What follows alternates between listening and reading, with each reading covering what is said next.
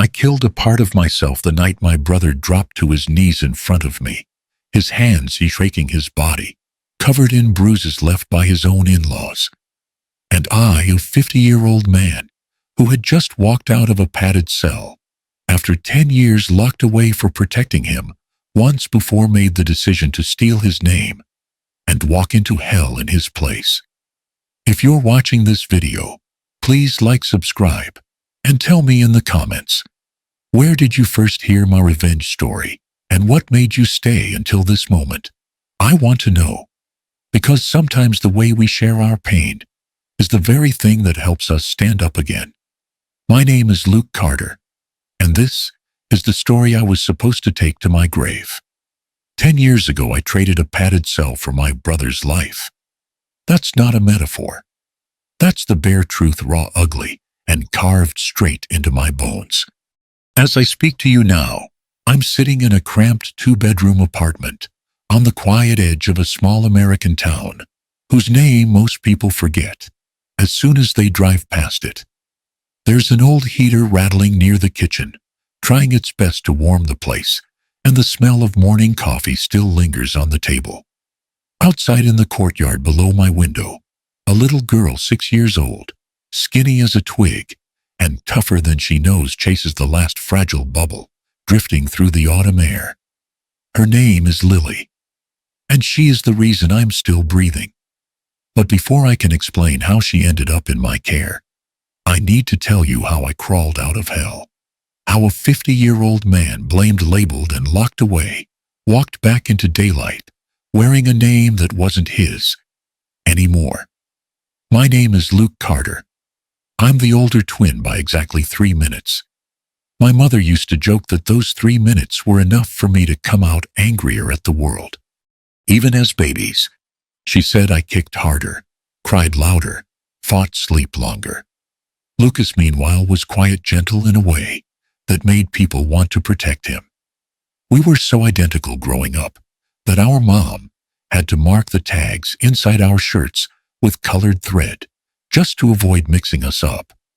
Same eyes, same jaw, same cowlick that never stayed down, no matter how many times she spat on her fingers to smooth it. But time has a way of revealing truths that mirrors hide. By our teenage years, the differences grew clearer. Lucas glided through life with soft words and careful choices. I stumbled through it like a bull in a narrow hallway. I felt everything too intensely: anger, fear, love, injustice.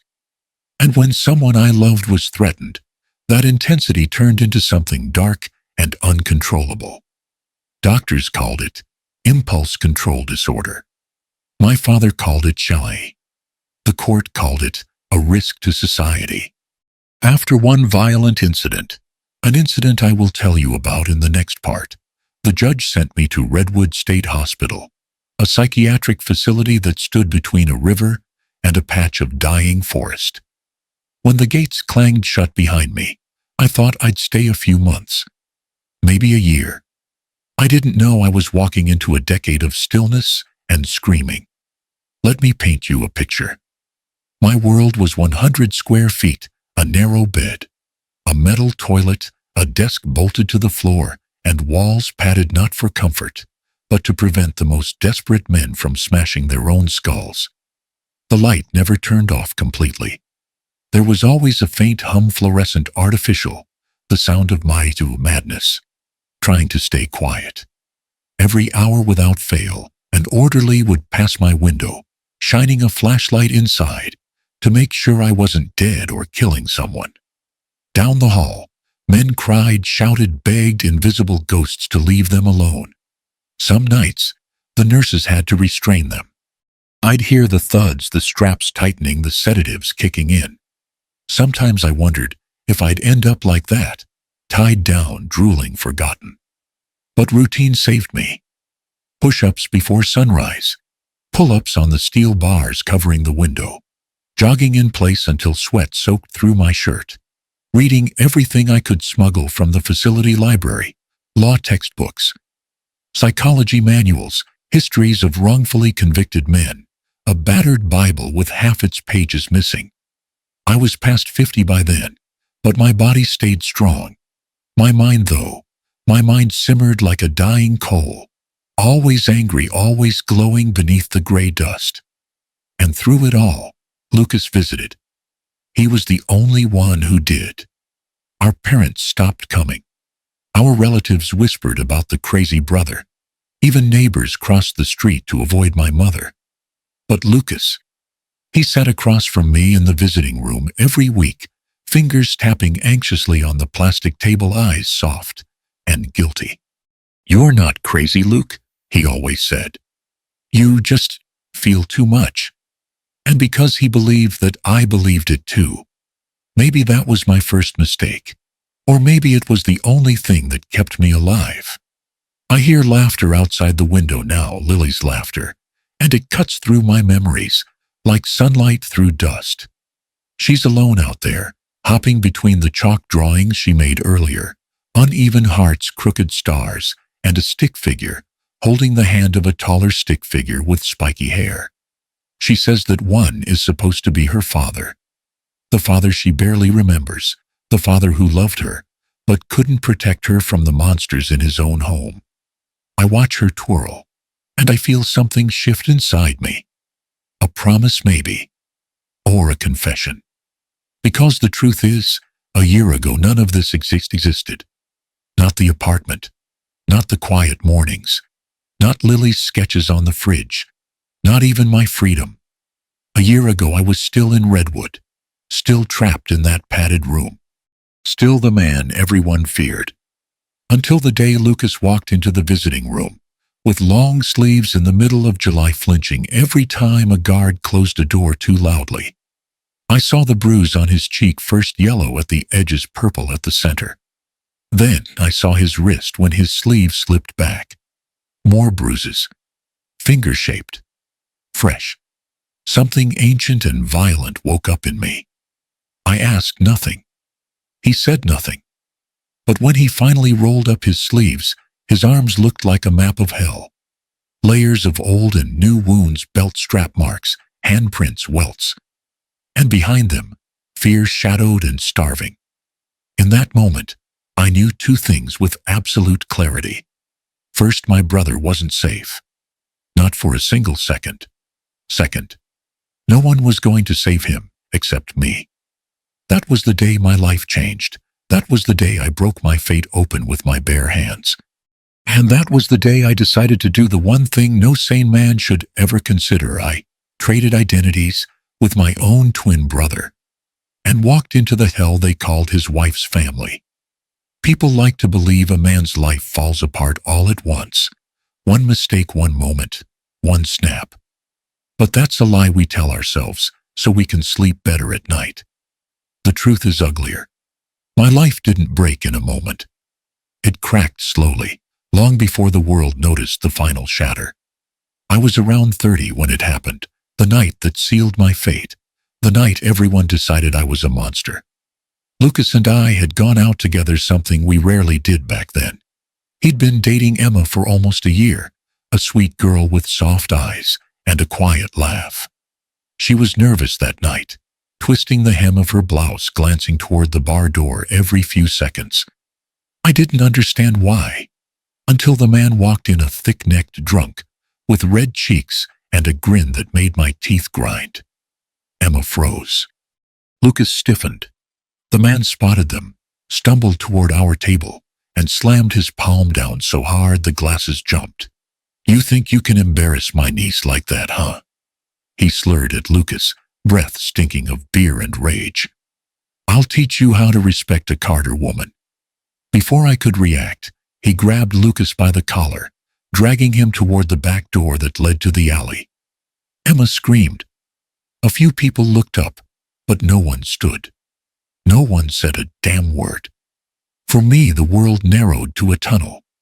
There was Lucas, my twin, my shadow, my other half being dragged like an animal.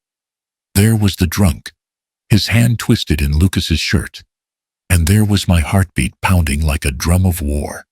The next moments were instinct, not thought. I rushed after them, grabbed a wooden bar stool and swung you. It cracked against the man's back, with a sound I still hear in my dreams, splitting wood, a grunt of surprise, the thud of heavy flesh hitting pavement. He staggered, turned, tried to throw a punch, but I was already there, fists clenched, mind gone red. When I hit him the second time, I felt the bone give. When I hit him the third, I heard someone scream. I didn't know if it was Emma or Lucas or me. People ran out, lights from inside spilled into the alley. Voices shouting, "Stop, stop, oh my God," but I couldn't stop, not then. Not when Lucas lay crumpled, coughing, trying to breathe. I remember being yanked backward by two men pinned against the wall. I remember Emma sobbing into her hands. I remember the drunk on the ground not moving. And most of all, I remember the way everyone looked at me, not as the man defending his brother, but as something wild, unhinged, dangerous. In that moment, I wasn't Luke Carter. I was a warning. The police came. Statements were taken. Photos were snapped. The drunk survived broken ribs, broken nose, concussion, but that didn't matter. People didn't care who started it. They cared who ended it. And I ended it too violently. Lucas tried to explain what happened. Emma tried too. But the officers barely listened. They looked at my fists, the blood on my shirt, and the fact that I didn't deny a single thing. The prosecutor pushed for jail time. My parents, exhausted after years of trying to manage my temper, begged the judge for leniency. "He's not a criminal," my father said. "He's just sick. He doesn't know how to control himself." My mother cried quietly beside him. A psychiatric evaluation was ordered. The doctor talked to me for 15 minutes. 15 minutes that would define the next decade of my life. He scribbled notes, nodded solemnly, and finally said the phrase that would haunt me: impulse control disorder. A pretty way of saying, this man is a threat. The judge looked at my history, school fights, bar fights, a handful of minor charges I never contested, and decided the safest place for society, and for me, was Redwood State Hospital. Lucas broke the moment the gavel hit. He cried so hard the bailiff had to escort him out. He tried to tell the judge he was the reason I snapped, that he provoked the drunk, that I was protecting him, but the court had already made up its mind. And to my parents, placing me in Redwood was a relief. A peaceful solution. A place to put the son they didn't know how to fix. I didn't blame them then. I don't blame them now. Fear makes cowards of the best people. The first few months in Redwood were hell. I hated the fluorescent lights, the locked doors, the constant hum of panic in the air. But as the years crept by, something shifted. I refused to crumble. I refused to become another sedated shadow, stumbling through the halls. Instead, I trained. I pushed my body until age became meaningless. Push-ups, pull-ups, shadowboxing, anything to keep myself from rotting. I devoured legal books, family law, custody statutes, assault classifications, restraining order procedures. I read psychology texts about abusers, victims' trauma cycles. People think men grow colder with age. For me, age sharpened me, made me a weapon with a cause I didn't yet know I'd need. And every week Lucas came. At first he was bright, hopeful, filled with stories about his job at the factory, the small house he bought with Emma, plans for a garden, plans for children. Then things changed. His face grew thinner, his shoulders more slumped, his stories shorter, forced trembling at the edges. He stopped talking about his mother-in-law, Beverly, stopped mentioning Emma's brother, Trent, stopped sobbing altogether. One afternoon, he arrived late, sweaty, nervous, tugging his sleeves down as if to hide something. He laughed off a bruise on his jaw, said he fell off a ladder. But his eyes told me the truth. Fear, shame. The same shame I saw years earlier when that drunk dragged him toward the alley. But I was behind glass now. A number. A patient. A man whose words held no weight. I watched Lucas twist his wedding ring, glance at every guard who passed by, and keep his hands under the table the entire visit. The whole hour he flinched every time a door clicked shut. And for the first time in my life, I felt truly powerless. Not because I couldn't fight, but because I wasn't allowed to. It was in that moment, watching him lie with his whole body trembling, that I knew something was deeply dangerously wrong in that house of his. But I didn't know how bad it was. Not yet. Not until the day he walked in with something worse than bruises, with a map of hell carved onto his skin. I remember the sky first, how gray it was. That morning, the kind of sickly heavy gray that sits low over the world like a warning. Redwood had that smell again, too. Anyone who's ever been inside a state hospital knows it. Bleach, sweat, old coffee, and something faintly metallic, like wasted hope. I'd been in there 10 years by then, but that morning, something gnawed at me. A quiet dread. My gut telling me the world was about to tilt. When they called my name for visitation, I felt it sharper, the kind of instinct you only develop after spending a decade around men whose lives have unraveled. You learn to read storms before they break. You learn to sense pain before it enters a room. The hallways were colder than usual, and the fluorescent lights flickered in that irritating way that makes everything feel unreal. I walked into the visiting room, expecting to see Lucas, my little brother, smiling that thin, forced smile he always used when he didn't want me to worry. But when he stepped through the door, I didn't recognize him at first. The man who shuffled toward my table was not the young engineer I remembered, not the hopeful father who used to bring me photos of Lily taped to index cards because the hospital didn't allow real prints. No, this was a different creature entirely. Lucas had lost weight too much. His shoulders were rounded, his back slightly hunched like someone perpetually bracing for impact. His eyes, once bright, were sunken, ringed with deep shadows. And he was wearing a long-sleeved button-up shirt. In July. In a room where the AC barely functioned. He tried to smile. It cracked halfway. "Hey, Luke," he whispered. His voice? God. It wasn't a voice at all. It was a thread.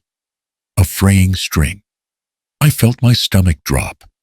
I leaned closer, speaking low, slow, the way you talk to a skittish animal. "Take off your sweater, kid." "It's fine," he muttered. His hand instinctively clamped down on his sleeve. I reached out and gently cupped his cheek, running my thumb across a faint bruise blooming beneath the skin. He flinched, so small a movement, most people would have missed it. But I didn't. "Lucas." My voice came out rougher than I intended. "Look at me." He lifted his eyes, haunted, hollow. Afraid of the truth, and even more afraid to say it. "Roll up your sleeve." He didn't. So I took his wrist slowly and lifted it myself. And that's when I saw it. A map. A hideous, sprawling map of old yellow bruises layered under fresh purple ones. Finger-shaped imprints dark around the forearm. Circular marks like someone had pressed something metallic and cold into his skin. Long, thin stripes across the bicep, the exact width of a belt. Hell. His skin was a topography of hell. "Jesus Christ, Lucas," I breathed. He pulled his arm back quickly, hugging himself, sinking into the chair, as if trying to disappear. Tears pooled in his eyes. He shook his head like a man ashamed of his own heartbeat. "I'm sorry," he whispered. "I'm so sorry, Luke." For what I asked, anger pushing up into my throat like fire. For letting it get this bad. And then he broke. Not the loud, dramatic kind of breaking. No. This was quieter, more painful. He slid from the plastic chair to his knees right there in the middle of the visitation room. His forehead touched the cold tile. His hands clenched into fists as his shoulders heaved. "Get up," I said, trying to pull him back into the chair. "Lucas, get up." He didn't. He sobbed into the floor. A grown man. a father, my twin. And that image, my brother on his knee folding inward, like a man praying for any god who'd listen, will follow me to my grave. When he finally lifted his face blotched and wet, the truth came pouring out. Not all at once, not cleanly, but in broken pieces he'd held inside for years. It's Beverly, he choked. And Trent. They don't stop, Luke. They don't stop. I felt a coldness crawl through me. They curse me out every day. They call me trash, useless, weak. They say Emma deserves better. They take my paycheck before I see it. They have access to my accounts. They don't even let me buy groceries without permission. His voice cracked. They make me sleep on the couch when Trent has friends over. They say I embarrass them. Beverly tells Lily her father's a lunatic. She says you infected me. She says madness runs in our bloodline. My hands tightened on the table's edge until my knuckles bleached. I forced myself to stay still. And Emma, I asked quietly. He swallowed. Emma's stuck, scared. Her mother controls everything, money bills the house. Emma just shuts down. She sees what they do to me. She sees it. But she's afraid to go against them. And Lily, the moment I said her name, Lucas broke again, his face twisting, his voice cracking in a way that nearly tore me open. They put her in the closet, Luke. When she cries. When she spills something. When she asks for me at night. My vision tunneled. A white-hot roaring started in my ears. Trent slapped her last week, he continued, shaking. Over spilled beer. She's 6, Luke, 6. And Beverly told her it was her fault. Told her she had to be tougher. Told her I should have hit her too. I stood halfway, grabbing the table, ready to flip it, ready to scream, ready to break through the damn reinforced windows if I had to. The guard on the far side of the room reached for his belt. But I froze myself. Froze everything. Because Lucas wasn't done. Last night, he whispered, Trent came home drunk after losing money, betting football. Lily bumped into him. He grabbed her by the arm. Lifted her off the ground. I tried to pull her away. Beverly hit me with an electrical wire. Emma cried but didn't stop her. I closed my eyes. The world tilted again. This was the moment. I understood my brother wasn't just t-shirt. He was trapped. He was drowning. And he had come to me, the one man society said was unfit, unstable, dangerous, because he had no one else. He sat back in the chair, finally trembling uncontrollably. He looked smaller somehow, like he'd shrunk inside his own skin. Luke, his voice was shredded. I didn't come here just to see you. I can't take it anymore. But if I leave, if I walk away, they'll destroy Lily. They'll swallow her whole. Silence thickened between us. Then he whispered the words that gutted me. I don't know how much longer I can survive. I leaned back, slowly breathing through the rage and grief tearing at me. The guards had stopped watching us. They were used to breakdowns. But they didn't know this wasn't just a breakdown. It was a turning point. I looked my brother in the eyes, the same eyes I had, and spoke the sentence that would change both our lives. Lucas, you didn't come here to cry. I leaned in. You came here to trade places with me. There are moments in a man's life when he stops being afraid of consequences and starts being afraid of doing nothing. That was the moment I found myself in, sitting across from my broken twin brother in a cold visitation room. A plan forming in my mind with the clarity of a blade sliding free of its sheath. Lucas stared at me like I'd lost what was left of my sanity. Maybe I had. But insanity looks different when you're 50, and your body knows more about regret than it does about sleep. I took a slow breath. Listen carefully, kid.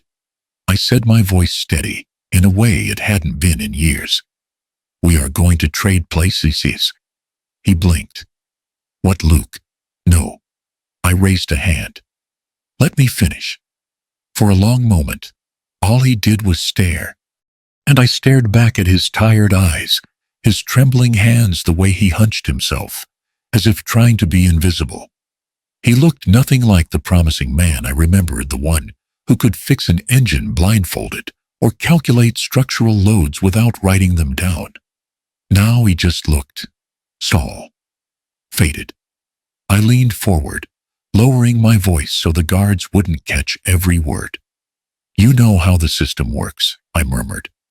How people work. They don't see individuals, they see patterns, shapes, labels. He swallowed hard. We look exactly alike, I continued. Same jaw, same height, same wrinkles coming in, around the eyes. Hell, our mother couldn't tell us apart without sewing different colored threads in our collars. Luke. And after 10 years in here, you know what the staff sees when they look at me, a quiet, cooperative patient who barely talks, barely reacts, and never raises his voice. The feel says, I'm stealthful, predictable. I tapped the table. They trust the file more than their eyes. He shook his head desperately. But they'll know. Someone will know. No, I said. Not if you play it the way I tell you. I laid it out plainly, not as some reckless fantasy, but as a business proposal, cold, precise, executable. You stay here, I said. You put on the patient clothes. You answer to my name, Luke Carter. You nod when they ask something. Shake your head when needed. Keep your mouth shut. You already look exhausted enough to pass any evaluation they throw your way. And you, he whispered. I walk out those doors as Lucas Carter, I said. In your jeans, your shirt, your ideology, I take your keys, go to your house, and handle your situation for you. His face went pale. Luke, they'll arrest you. They'll find out. Someone will recognize you. The kids next door. The neighbors. Emma. I'm not afraid of Emma, I said calmly. Or of her mother. Or that sack of meat she calls a brother. You should be, he said in a broken voice. They're cruel, Luke. They don't stop. I leaned back, let the weight of my next words settle between us. They hurt you because you won't fight back. They hurt Lily because she's small and sweet and defenseless. They think you're weak. They think you're alone. I pointed to my chest. But I'm not you. His breath hitched. Lucas, listen to me, I said. You can't outfight them. But I can. Not just with fists, with the law. With the knowledge I've been gathering for a decade. And with the one thing they'll never see coming. He whispered, What's that? The reputation of a madman. He flinched, and I didn't soften it. I'd spent 10 years being labeled unstable, dangerous, unpredictable. Fine. Let people believe that. Sometimes the world doesn't listen to reason, but it damn well listens to fear. Still, my voice gentled for a moment, something raw, slipping through. Truth is, I'm scared too, I confessed. He stared at me, startled. I've been inside these walls for 10 years. I don't know how to use a smartphone. I don't know half the slang people use now. Cars look different. Streets feel different. I exhaled. But the thing I fear most is Lily growing up thinking her father is worthless. Or worse, thinking she deserved the way they treat her. That hit him deep. He covered his face with his hands, shaking silently. Then came the moment, the small, furious spark that lit everything. I stood up. Come with me, I said. We walked quickly to the public bathroom at the end of the visitation hall. It was poorly lit with flickering bulbs and cracked tiles. A place forgotten by the world, exactly where lives like ours tend to change. I locked the door. Take off your shirt, I said. He hesitated, eyes wide with fear. Fear not of me, but of hope. Hope can be terrifying when you've lived without it for too long. He stripped off the long-sleeved button-up. I peeled off the institutional patient top. For a moment we stood facing the mirror, two weary men in their late 40s. One hollowed out, one hardened into stone. It was like seeing two versions of a life that had split at the same root. I put a hand on his shoulder, gripping firmly. "From now on," I said quietly, "you are Luke. You rest. You eat. You get therapy. You recover. And nobody will hurt you here." He nodded shakily. "And I continued, am Lucas. And I'm going to clean out that filthy house you've been living in." His eyes filled with tears. "Luke, I can't let you do this." "You're not letting me do anything," I said. "I'm choosing this." Our hands met, one last unspoken agreement between brothers who had shared everything since the womb. When we stepped out of that bathroom, we had become two different men. Minutes later, a guard waved me through the final security gate. My borrowed jeans felt too loose, the shirt too tight, but the keys in my pocket felt like destiny. The outer door buzzed, then clanked open. Sunlight hit me like a slap, bright, hot, alive, after a decade of fluorescence. The air smelled of gasoline and hot pavement. Engines hummed from the road. People laughed somewhere in the distance. Most men fresh out of a psychiatric facility might call that smell freedom. Not me. For a 50-year-old man who just stepped out of a state hospital, I murmured to myself, that smell isn't freedom. I closed my fingers around Lucas's house key. "It's the smell of war." I stepped forward. "Beverly, Trent, Emma." My voice was a low growl. "The madman is coming." I took a bus, as far as it would go, then walked the last mile toward the neighborhood Lucas had once described with such hope. Quiet, he had said. Good schools. A place Lily can ride her bike. But the moment I stepped off the cracked sidewalk and into that forgotten suburb, I knew hope had been the one thing that hadn't survived here. The houses were the old ranch-style kind, single-story rectangles, built sometime in the 70s, all with sagging roofs and peeling paint. The yards had surrendered long ago. Waist-high weeds leaned in the wind like tired soldiers. A rusty pickup truck sat abandoned in one driveway, its hood propped open like a jaw, frozen in a silent scream. Someone had left a sun-bleached flag out front, an American flag, the color of dirty dishwater, its edges fraying, its pole bent. Everything looked exhausted. Everything looked used. I walked slowly down the block, clutching the keys in my pocket, feeling the weight of Lucas's life in every step. The houses didn't just look poor, they looked claimed, controlled, as if someone had reached into their bones and pulled the hope out with pliers. Then I saw the house. A small beige ranch home, with the siding chipped in long vertical strips. Toys scattered across the yard like debris after a storm. A crooked plastic slide, a broken lawn chair, 2 trash cans overflowing even though it wasn't collection day, and the front door hanging open just enough to reveal a shadow moving inside. This was Lucas's home. On paper his. In reality, someone else's kingdom. I walked up the small concrete path. Each step felt louder than it should. The screen door creaked when I opened it, the kind of high-pitched squeal that announces strangers. Inside, the air hit me thick, stale, laced with cigarette smoke and fried food. The smell of a house where people live loudly and clean rarely. Then I saw her. Lily. She was sitting on the floor beside the sofa, knees pulled to her chest, holding a doll with a missing arm. Her hair was tangled. Her little elbows were scraped. And when she lifted her eyes toward me, toward the man she believed was her father, she didn't run to me. She flinched. A 6-year-old girl in America shouldn't flinch when she sees her dad. She should scream "Daddy" and jump into his arms. But Lily's first instinct was to shrink, drop her gaze and whisper, "Ari." For what? For existing, for breathing too loudly. My chest tightened. Something ancient and dangerous stirred inside me, but I forced my voice gentle. Hey, sweetheart, I said, kneeling just slightly. It's just me. She nodded but didn't smile, didn't move. That told me everything I needed to know. Then the queen of this rotting little kingdom appeared. Beverly stepped into the living room, wearing a faded floral blouse and a scowl carved deep into her face. Nearly 70 gray hair teased into a stiff helmet, shaped lips pinched tight. She had the posture of someone who believed the world owed her an apology and the intensity of a woman who would never ever let go of control.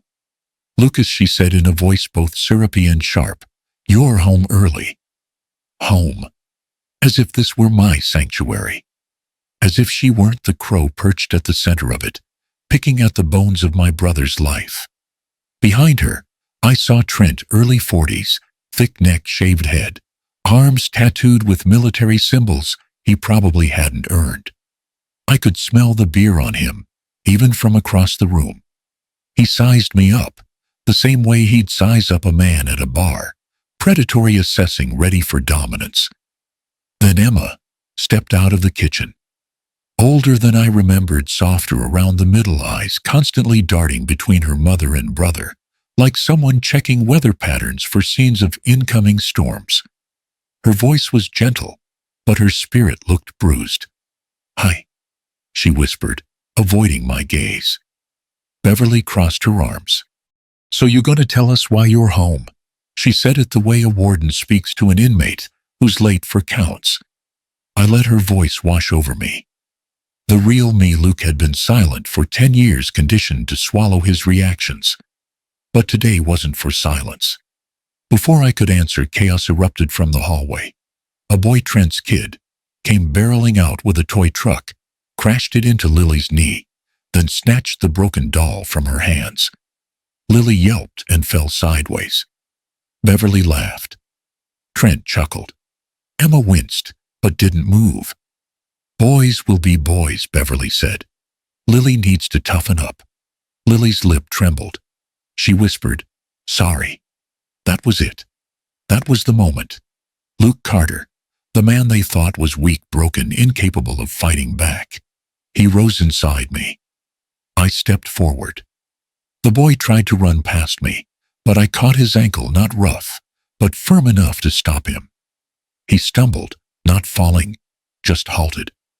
I crouched so I was eye level with him.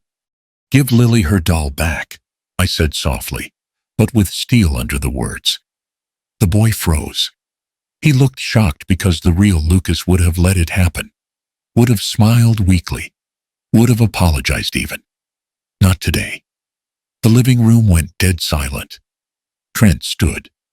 The hell you doing grabbing my kid?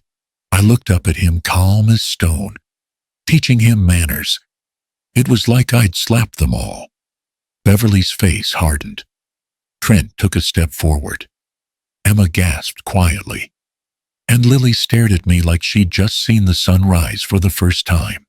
I released the boy's ankle. Not a threat, just a warning. Beverly's voice sliced the air. Lucas, what has gotten into you? I stood, fully meeting her eyes. Not bowing, not shrinking, not apologizing. And I saw it then, the exact second she realized something was off.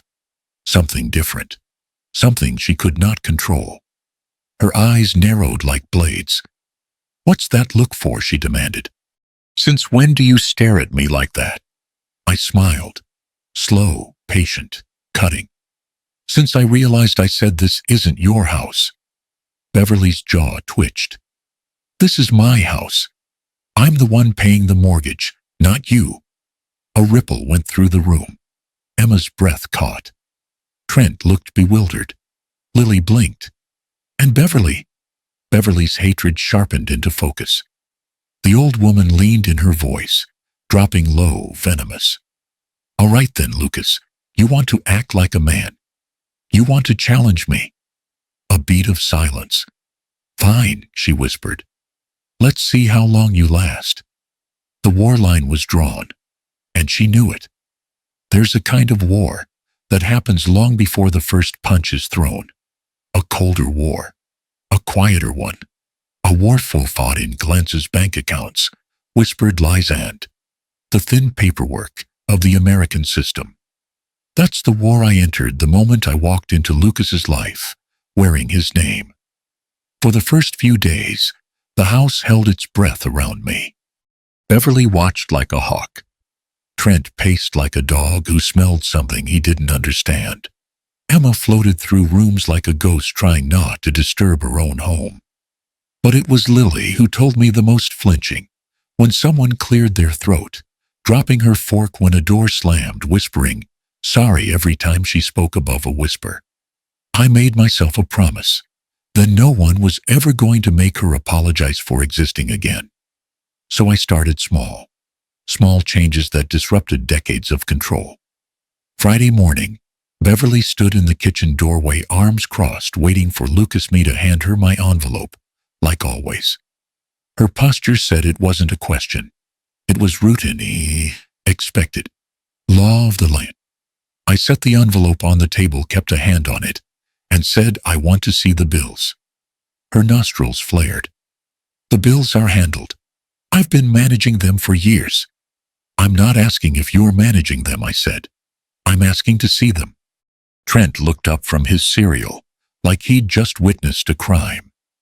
Emma froze, spatula in hand, gaze cast downward. Lily went still.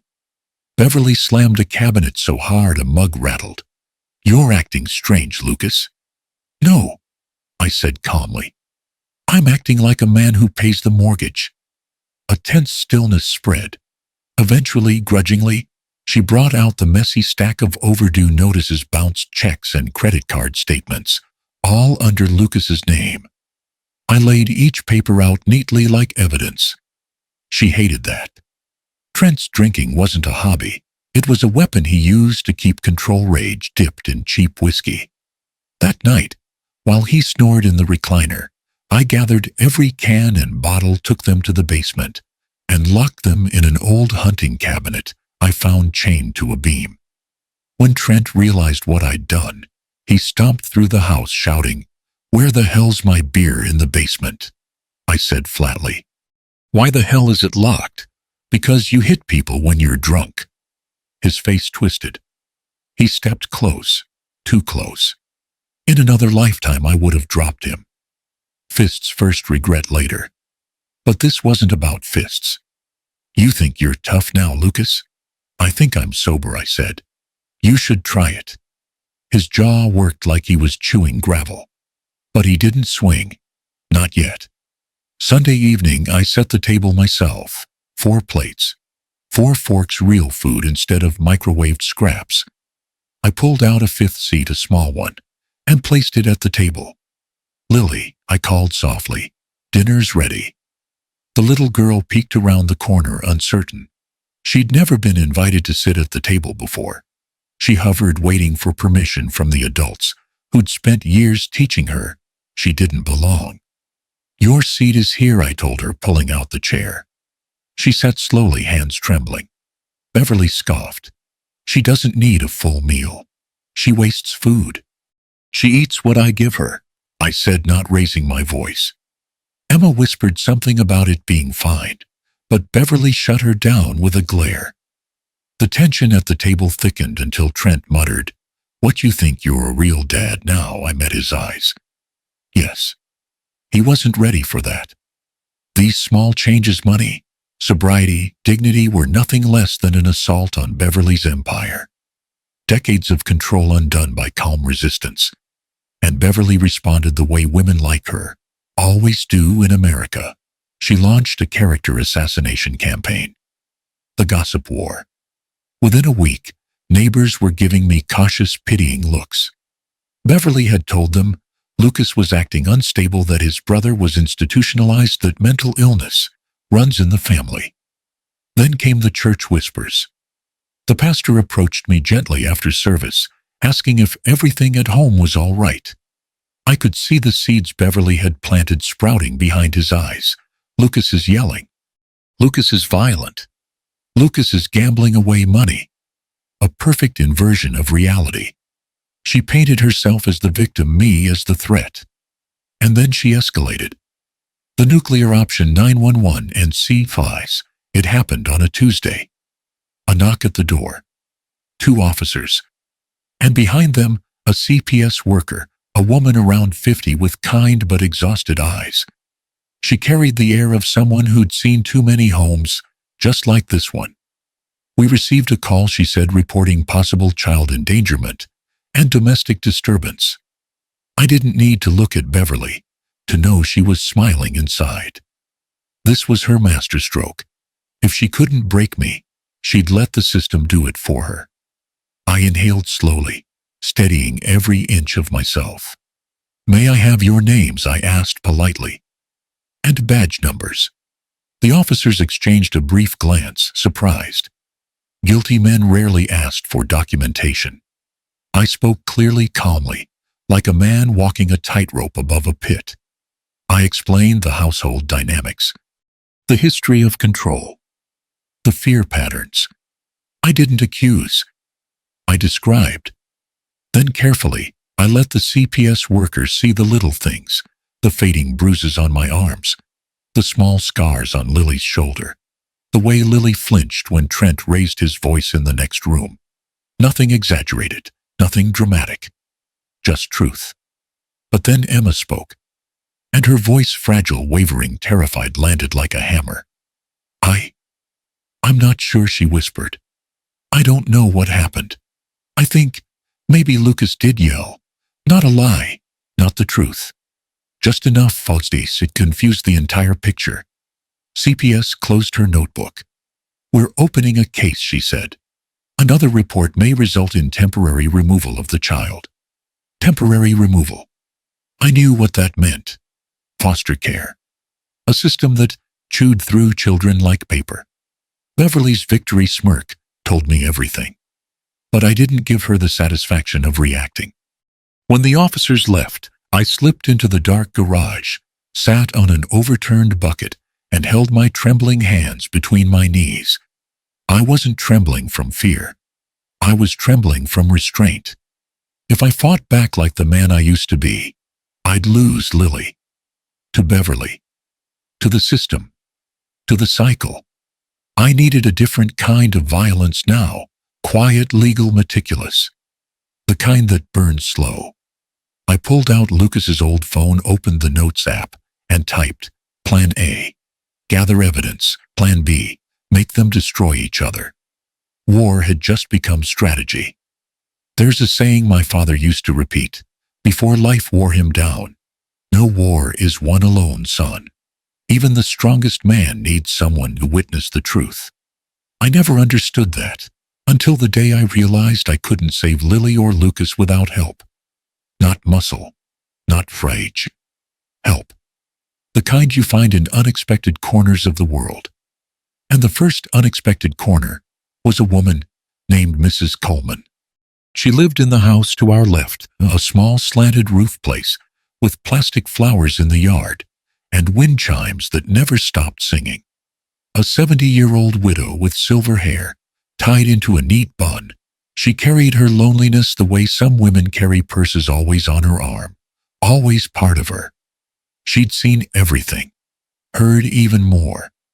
One afternoon, while Beverly was out poisoning the neighborhood with her stories about unstable Lucas, I saw Mrs. Coleman struggling with 2 bags of soil in her driveway. I crossed over, offered to help, and expected the polite refusal older folks give when they're afraid of burdening you. Instead, she exhaled in relief. "Thank you, dear. My back isn't what it used to be." As I carried the bags to her garden bed, she studied me, really studied me, with eyes that had watched decades of human nature. "You're different lately," she said. I froze for half a second. Different good or different bad, Mom? She didn't answer immediately. Instead, she motioned for me to follow her to the porch. I helped her sit. Then she said it, "I used to hear you crying, you know. Through the walls. Quiet, like you didn't want the little girl to hear. And then some nights," she hesitated, "I heard them yelling. Objects hitting the walls. That boy Trent stomping around like a bull." Her voice shook. "I should have called someone. I should have knocked. But I didn't know what to do. She gripped the armrest ashamed. That was the first crack of sunlight I'd seen in weeks. It's all right, I said gently. You're helping now. Over the next week I came by often fixing the loose picket in her fence, changing her porch light, carrying groceries. She warmed to me, and the stories spilled. Stories of nights when she'd heard Beverly berating Lucas. Stories of Trent shouting, doors slamming, Lily crying. Stories of Emma sobbing quietly in the bathroom. She looked down, voice trembling. Lucas, you've been through so much. For a moment, guilt stabbed me. I wasn't Lucas, but I was his shield now, and I'd use every whisper she offered. I asked her carefully, would you be willing to repeat any of this if needed? She nodded. For that little girl, yes. A 70-year-old widow had just become my first ally. My second ally came from a place I hadn't expected at all, a church basement. Emma had insisted we all attend Sunday service. Beverly, of course, strutted in like a saint awaiting applause. I kept my head down, blending into the pews, listening to the pastor drone on about forgiveness, while Beverly whispered gossip behind her hymnal. After the service, there was an outreach table offering free legal advice for families facing debt or domestic trouble funded by the county. And standing behind the table was a man, in his late 50s, glasses sliding down his nose tie, loose hair peppered with gray, Mr. Ramirez. He greeted me with a firm handshake and eyes that had seen too much, but hadn't given up yet. What brings you here, friend? I hesitated, choosing my words carefully. I'm here, on behalf of someone in trouble. His eyes softened. Most men who say that are talking about themselves. I didn't deny it. We sat at a folding table while families shuffled through the room. I described my friend who was being financially controlled, verbally abused, physically threatened. Ramirez asked quiet, pointed questions, not the surface kind, but the kind you only learn to ask after years in battered women's shelters and custody courts. When I mentioned that my friend feared for his daughter, Ramirez straightened. You're dealing with generational abusers, he said flatly. A mother who rules with guilt and a son who uses violence. The daughter is in the emotional crossfire. Classic. He drummed his fingers on the table. You need evidence. Hard evidence, not stories. I nodded slowly. He looked at me, really looked. You're not scared of them, are you? No, I said. I'm scared of losing the girl. That, he said, is the right thing to fear. I left with his card tucked in my wallet, like a lifeline. That night, after everyone was asleep, I slipped into the living room and set up a tiny baby monitor camera behind a stack of picture books. A second one went inside a decorative bowl on the mantel. They looked harmless, outdated, but they recorded everything. The next days were chaos. Beverly screaming about bills, Trent slamming doors, Emma crying, and Lily shrinking into corners. Every raised voice was evidence. Every ugly insult was documentation. Every drunken brag was gold. But the biggest revelation came from the past, buried in the mortgage documents I pulled out of Beverly's drawer. Emma's father had died in a construction accident years ago. His company had paid out a large settlement, nearly $100,000 placed into a trust for Emma. Supposed to be her safety net, her future, her independence. But the trust account had been drained, bit by bit, year after year. Some withdrawals matched gambling expenses. Some matched stock market apps. Some had no explanation at all. Beverly had slowly siphoned the entire fund, hiding behind the excuse of helping my daughter. And the worst part, the paperwork was sloppy enough that all paths led back to Lucas because everything was in his name. Then I caught Trent drunk one night. I fed him compliments, acted impressed, and he obliged like all drunken cowards do. You should have seen Lucas back then, he slurred. Weak as hell.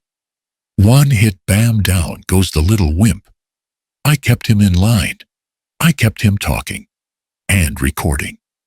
With evidence in hand, I went to the local police just to test the waters, to see if anything moved. It didn't. They skimmed the videos, skimmed the bruises, skimmed the financial papers, then shrugged. Looks like a family argument, one officer said. No major incident, said another. Translation: nobody's dead, so it's not our problem. I thanked them and walked out. Not surprised, not defeated, just more certain of what must happen. Later that night, I sat across from Mr. Ramirez at the community center. He watched the videos, the recordings, the financial papers. His face grew tighter with each passing minute. Finally, he set the stack down and looked me square in the eyes. You want to save the boy and the little girl, yes. Then let them tear each other apart, he said, and make sure the camera sees every second of it. A chill went through me. He wasn't telling me to start violence. He was telling me to reveal it, to let their own cruelty expose itself under the right pressure. The war had reached its turning point. There's a moment in every war when your enemy realizes you're not playing the part they wrote for you. That's when they panic. And panic makes cruel people sloppy. For weeks, Beverly and Trent watched me like a pair of vultures circling a deer they thought was dying. But I didn't die. I didn't snap. I didn't break. Every time they pushed, I stepped aside. Every time they tried to provoke me, I stayed calm. Every attempt to smear me with the neighbors or CPS only exposed more cracks in their control. And then something changed in their eyes. A suspicion. A whisper of fear. Like they were finally wondering, what if Lucas isn't weak anymore?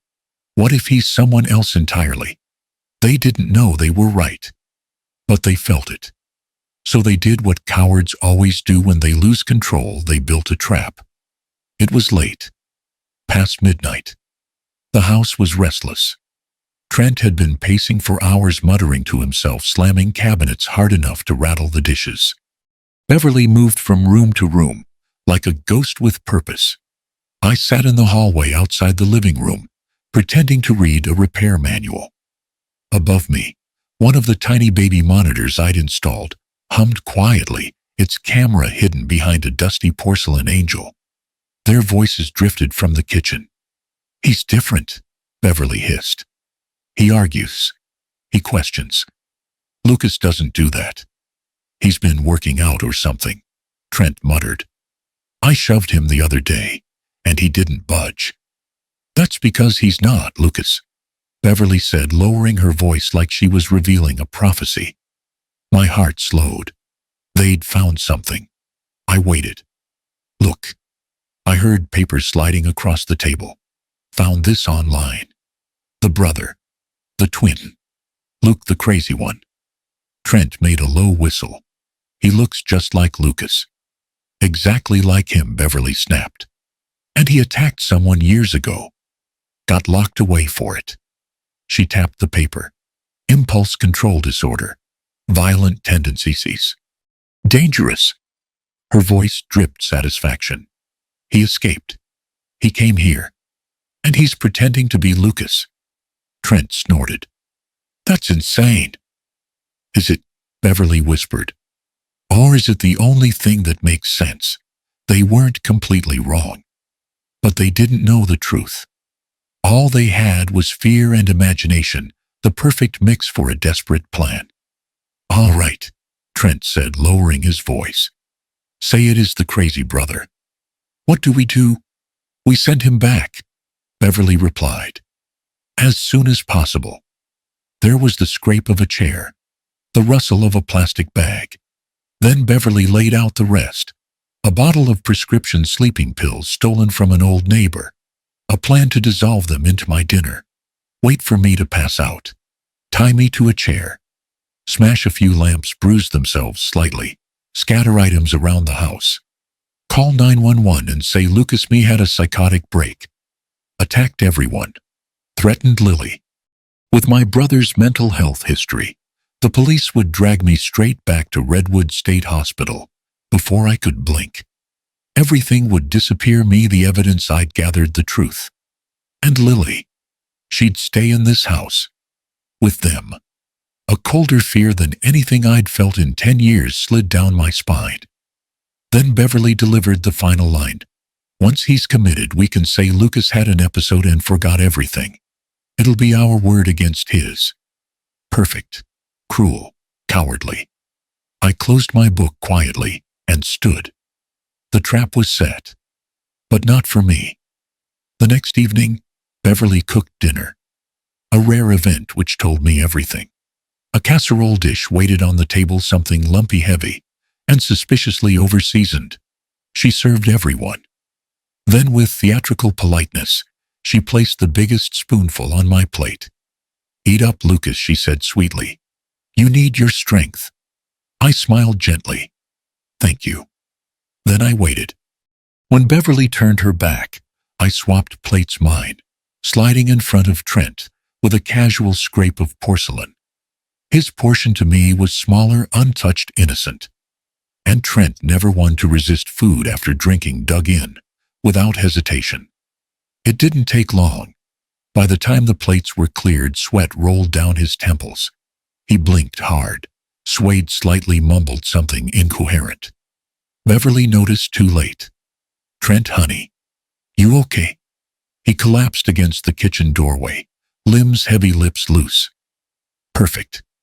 While Beverly panicked, I acted swiftly. 10 years in Redwood had taught me restraint techniques, ones they use on violent patients, without leaving marks. I dragged Trent to the guest room, bound his wrists and ankles to the bed frame, with belts and extension cords. Not tight enough to injure, just tight enough to hold. He thrashed, half-conscious, groaning into the gag I slipped between his teeth. Then I stepped back into the shadows of the hallway. Right on cue, Beverly rushed in with Emma. Both carried broomsticks, panic twisting their features. Beverly saw the bound figure in the dark room and screamed, "Lucas, get away from him." Before I could move, she swung once, twice, 3 times, striking her own son across the back, the legs, the arms. Emma, trembling, hit too.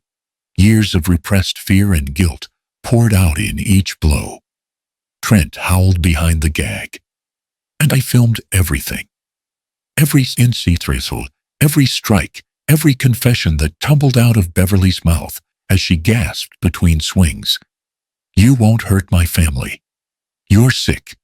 You'll go back where you belong," she was talking to me. But she was hitting Trent.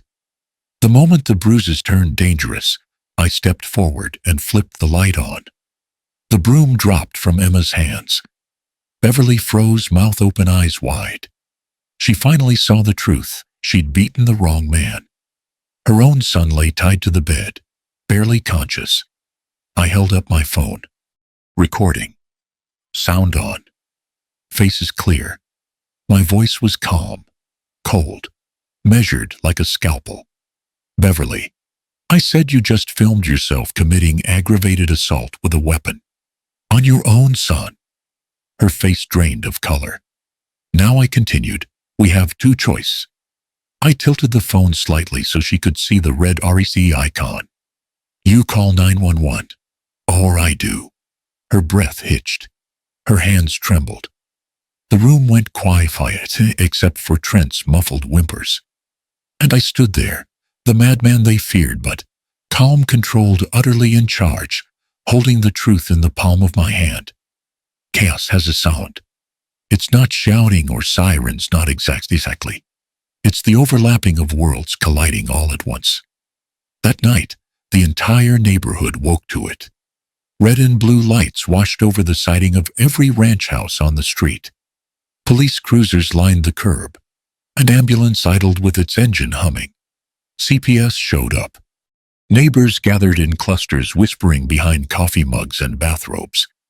And there I was, in the center of it, calm, steady, holding my phone like a torch in the darkness. Inside the house, Trent lay on a stretcher. Alive, bruised. 2 cracked ribs, a fractured wrist swelling around his eye.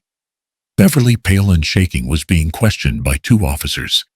Emma sat on the porch steps crying into her hands, half in shock, half in the dawning awareness that everything she had let happen was now exposed. One of the officers approached me. "Sir, can you walk us through what happened?" I nodded and handed him my phone. "Start with the video." The evidence comes to light. They watched Beverly and Emma beating a bound Trent, shouting accusations meant for me, but landing on him. They watched me flip on the light. They watched Beverly freeze in horror. Then they listened to Trent's drunken confession about beating Lucas. They listened to Beverly screaming at Lily in older recordings. They heard every toxic word. Then came Mrs. Coleman. She stepped out of her house with a cardigan wrapped around her shoulders, trembling but determined. She told officers about the years of hearing violence through the walls, Lucas being berated, Lily being yelled at, objects thrown. Her voice quivered, but it didn't break. I should have said something sooner, but I'm saying it now. It mattered. A lot. Then came the financials. I handed officers the folder of mortgage records, trust withdrawals, frozen screenshots from Emma's father's estate, the amounts stolen, the forged signatures, the credit debt in Lucas's name. It was a mountain of evidence. A mountain Beverly thought she'd buried under guilt, manipulation, and control. The officers stepped away to confer. Then the CPS caseworker approached me, her voice softer this time, less skeptical, more protective. "Where's Lily now?" "In her room." "Asleep." She nodded. "She's safer with you tonight." And that was the first time anyone in authority had said that aloud. The arrest. When officers returned, Beverly already seemed half defeated, as if she'd aged 10 years in an hour. "Ma'am," one officer said, "you're under arrest for felony assault, reckless endangerment, and child endangerment." Her knees buckled. Her voice, usually sharp enough to cut bone, came out thin and brittle. "You can't do this. I'm the victim. He attacked us. He's dangerous." The officer held up my phone. "Ma'am, the video shows otherwise." Emma wasn't arrested, but CPS pulled her aside for a long, quiet conversation. When she came back, her face was white as chalk. For the first time she understood protecting her mother had nearly cost her daughter, and maybe her soul. The days after, the next 72 hours, were a blur of paperwork, statements, and legal dead ends turned into breakthroughs, thanks to one person, Mr. Ramirez. The man worked like he had been preparing for this exact case his entire life. He pulled financial records. He organized timestamps. He drafted affidavits. He met with the DA's office before Beverly even had a public defender assigned. And he had a strategy. A brutal, elegant strategy. The negotiation. We sat in a small conference room at the courthouse, just me and Ramirez, waiting for the DA and the public defenders representing Beverly, and indirectly Trent. Ramirez tapped a folder. "This," he said, "is what ruins them." Inside were the trust fund records, 287,400 siphoned over a decade. Casinos, market apps, cash withdrawals, all under the guise of helping Emma. On paper, Ramirez said, this looks like premeditated financial abuse. Add the assault video. They're looking at years in prison. He let that hang in the air. Unless he added they deal. When Beverly and her son's attorney arrived, they were ready to argue, ready to fight, ready to deny everything. Until Ramirez pressed play on the video. The room went silent. Then he laid out his terms. Not demands, not threats. Terms. If your clients admit to misappropriating the trust fund, he said calmly, they can pay back the amount taken. If they sign a financial settlement, returning the stolen money to Emma and Lucas. If they relinquish any claim to custody of Lily, and if they agree to a restraining order. He paused, leaned forward. Then I will speak to the DA about reducing charges, possibly probation. Maybe minimal jail time. Beverly's lawyer turned to her, her face twisted with then fear, then calculation. For the first time she understood something. Money couldn't save her, but it could buy her less prison time. How much, she croaked. Ramirez opened a spreadsheet. After interest and misused assets, roughly $620,000. Her lips trembled. That's everything. That, Ramirez said, is justice. And she signed. Every page, every signature shaking. Emma's turn. Later that afternoon, Emma sat across from me in a quiet room at the courthouse, hands clenched in her lap. I'm filing for divorce, she whispered. Mom always told me I'd be nothing without her. But I don't want Lily to grow up like this. Then she looked at me no longer as someone gaslit, but someone waking up. I'm sorry. For not seeing sooner. For not doing more. I nodded gently. It takes time to see the bars of a cage when you're born inside it. She cried hard at that. But she signed the custody agreement. Primary custody, Lucas. Visitation, Emma supervised until CPS cleared her. And me, Luke, standing there under my brother's name, carrying the weight of a life that wasn't mine. The verdict. Within a week, a family court judge granted temporary guardianship of Lily to Lucas Carter. A restraining order was placed on Beverly and Trent. Their house was sealed for investigation. The trust fund was restored. The mortgage debt was wiped clean through restitution. And for the first time in years, Lily slept in a safe home. When it was all over temporarily, at least, Ramirez pulled me aside in the courthouse hallway. You did the hard part, he said. You protected the kid. You survived the storm. Then he lowered his voice. But now comes the hardest part of all. I knew what he meant before he said it. We have to get the real Lucas out of that hospital, he murmured, without exposing any of this. And just like that, the war I thought I'd won opened a new front. There's a strange kind of quiet that comes after a war, the kind that makes you wonder if peace is real, or just the silence before another storm. When everything at the courthouse settled, when CPS closed the immediate danger file, when Beverly and Trent were taken away, I knew there was still one thing left to do. The most important thing. The most dangerous thing. I had to bring my brother home. The real Lucas's. The man who'd carried my name for a year, locked in Redwood State Hospital, the same cage I'd lived in for a decade. The morning we drove up the long cracked driveway to Redwood, clouds hung low, like they were lowering themselves to listen. Ramirez sat in the passenger seat, flipping through a stack of documents, thick enough to choke an oak tree. You're sure about this? He asked. I won't leave him in there one more day, I said. When we walked through the front doors, the same antiseptic smell hit me, a cold sting that dragged memories behind it like chains. The padded room, the steel bars, the screams at night, the endless shuffling of feet down waxed hallways. But this time I wasn't a patient.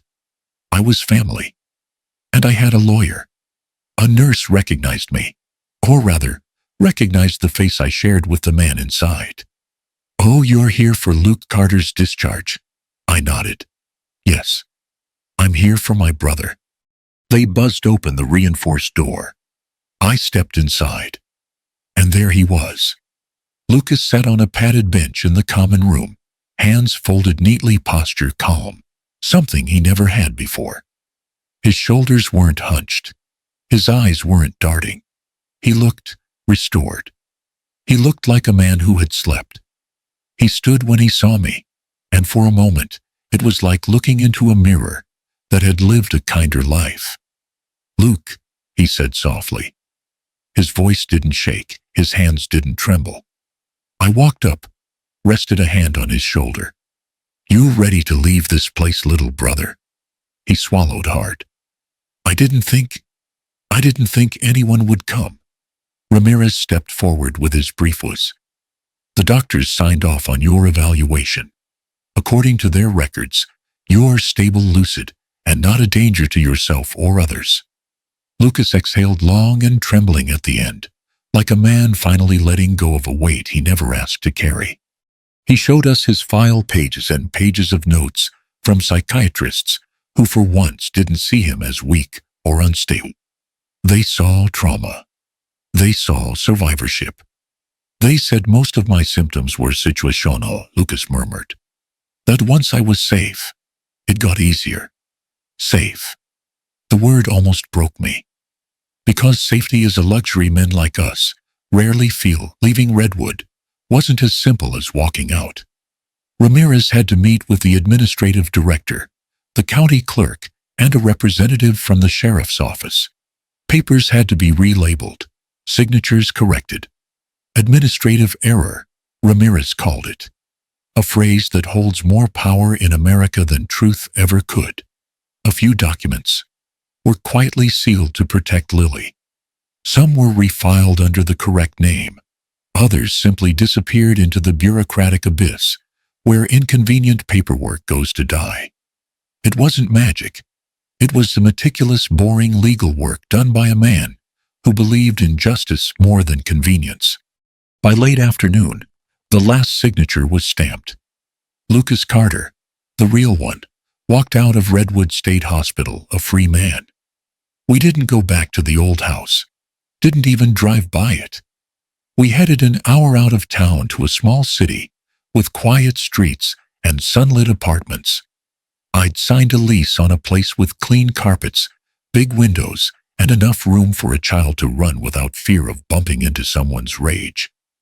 The day we moved in, Lucas stood in the doorway holding a box of kitchen utensils, staring at the living room, like he couldn't believe it was real.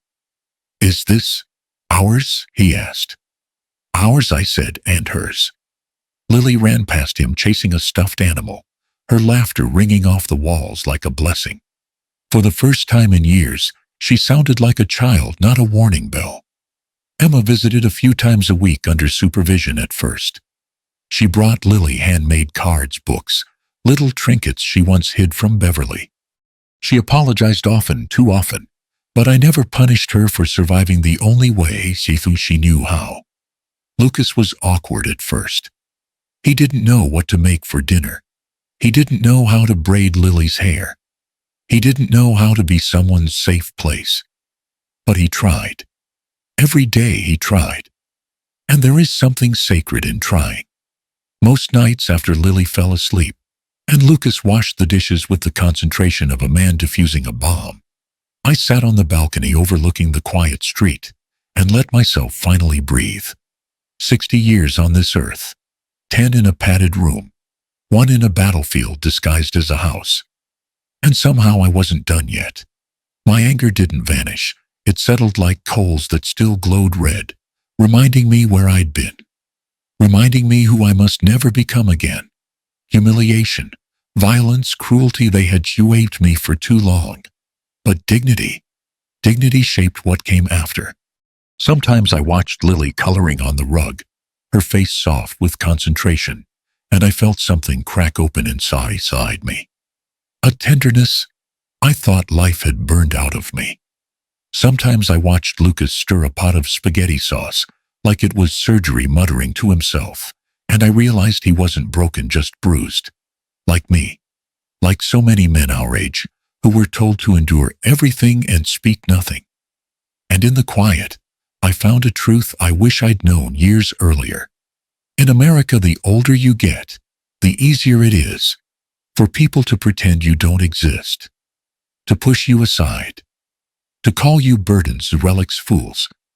But I am here to say, and I hope someone hears me, it is never too late to stand up. Not at 50, not at 60, not ever. If you've lived long enough to be broken, you've lived long enough to fight your way back. I leaned toward the camera, toward you, and spoke as if to an old friend. If this story reaches you, any of you out there, old or tired, worn down by the people who should have loved you, listen to me. You are not invisible. You are not weak. And you do not have to accept a life that hurts you. I let the words settle. Sometimes the sweetest revenge isn't violence. It's living with dignity. Living well enough that the people who tried to break you have to watch you rise. I looked at my hands, scarred, aging steady. And if you're sitting somewhere right now, whispering to yourself that maybe this is just life, maybe you deserve it, I'm telling you, say no. Say it once. Say it clearly if you have to. I looked into the lens. No, I deserve better than this. A small smile tugged at the corner of my mouth. And who knows, maybe just like us, your whole life will turn the page.